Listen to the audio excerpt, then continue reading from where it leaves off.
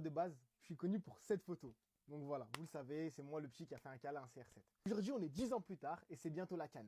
Alors abonnez-vous parce que je vais être là-bas irréel, Inch'Allah, et je vous prépare des dingueries. Du contenu de fou malade, ça va être explosif. Mais avant ça, je vais vous retracer toute mon histoire avec l'équipe nationale du Maroc et pourquoi j'aime autant cette équipe. Donc moi, je suis marocain de mes deux parents. Donc j'allais au Maroc depuis petit, tous les étés, je suis très très attaché à mon pays, je parle arabe, alhamdoulilah, etc. J'ai toujours été fan de l'équipe du Maroc. Vous savez que j'aime le foot et je suis un très très grand fan de foot. Donc forcément, mon pays, quand il joue au foot, je suis à fond derrière lui. Je n'ai pas vu le Maroc en Coupe du Monde avant mes 18 ans. J'ai connu le Maroc qui se faisait toujours éliminer par la Côte d'Ivoire en phase de qualification pour la Coupe du Monde. En 2018, on a eu l'occasion de se qualifier à la Coupe du Monde et pour la première fois de ma vie, mon oncle il m'a fait un cadeau et il m'a emmené voir avec lui les matchs de préparation du Maroc au Mondial. C'était incroyable. Voilà, je vous mets quelques petites photos ici, quelques petites vidéos. C'était vraiment incroyable.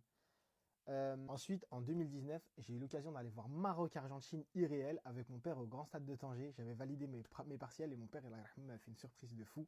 D'ailleurs, à la CAN, je lui ai fait un petit hommage. C'est un maillot que j'ai commandé. Donc, c'est un maillot du Maroc.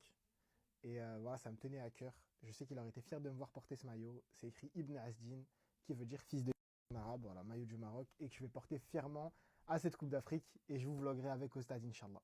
Donc voilà, vous voyez un petit peu mon parcours avec le Maroc. 2022, le Maroc se qualifie en demi-finale de Coupe du Monde, ok? Mon pote Riyad qui m'appelle et qui me dit viens on y va. Moi à cette époque-là, ça faisait 2 mois que j'avais perdu mon papa, là, et je lui ai dit vas-y tu sais quoi, viens on y va, j'avais besoin de me changer les idées, etc.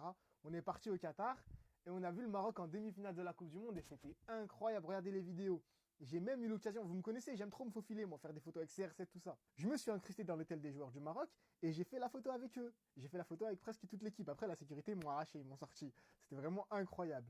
Et j'ai connu le Maroc qui se faisait éliminer contre le Bénin à la CAN. J'ai connu toutes les équipes du Maroc possibles et toutes les versions possibles. Et moi, je supporte le Maroc depuis petit. Je ne viens pas d'arriver en 2022 après la hype.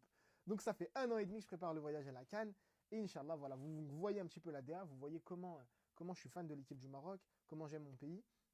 Et voilà, Inch'Allah, je vais vivre ça avec vous. J'espère de tout mon cœur Inch'Allah, Ya Rabbi, qu'on va la remporter cette CAN à la maison. Ça serait incroyable, ça serait les émotions.